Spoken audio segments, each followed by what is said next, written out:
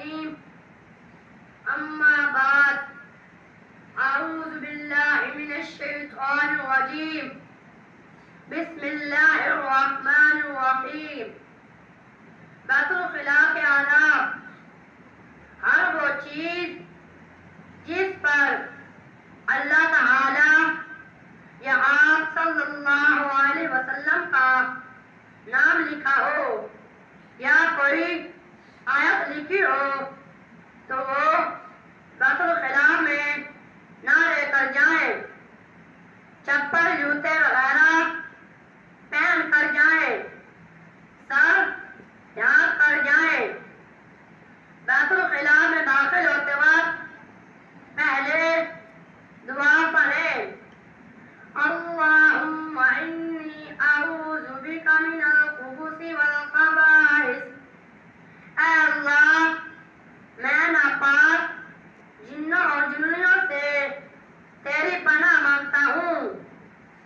بیت الخلاء میں داخل ہوتے وقت پہلے الٹا پاؤں داخل کرے.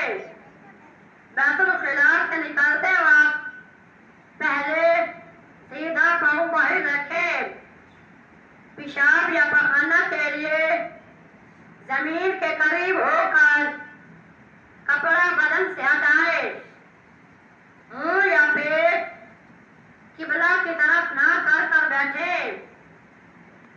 بیت الخلاء میں خاموش رہے. بالکل بات نہ کرے. پیشاب کی چھنڈکوں سے کپڑے اور بدن بچائے. کھڑے ہو کر پیشاب نہ کرے. غسل خانے میں پیشاب نہ کرے. راستے سائے اور ایسی جگہ جہاں لوگ بیٹھے ہوں وہاں پیشاب نہ کرے. آپ صلی اللہ علیہ وسلم نے استنجا کے لیے 3 ڈھیلیوں کا حکم دیا ہے. جہاں ڈھیلیوں کا استعمال نہیں کیا جا سکتا وہاں ٹیشو پیپر کا استعمال کرے. استنجا الٹے ہاتھ سے کرے. بیت الخلاء سے نکلنے کی دعا پڑھے. غفرانک الحمد للہ الذی اذهب عنی العذى وعافانی. اے اللہ میں ناپاک تمام تعریفیں اللہ کے لیے ہیں جس نے مجھ سے یہ تکلیف دور کر دی اور مجھے عافیت بخشی.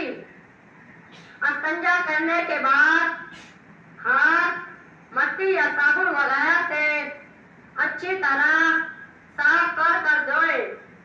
جو کہا سنا اللہ رب العزت مجھے اور آپ سب کو اس پر عمل کرنے کی توفیق عطا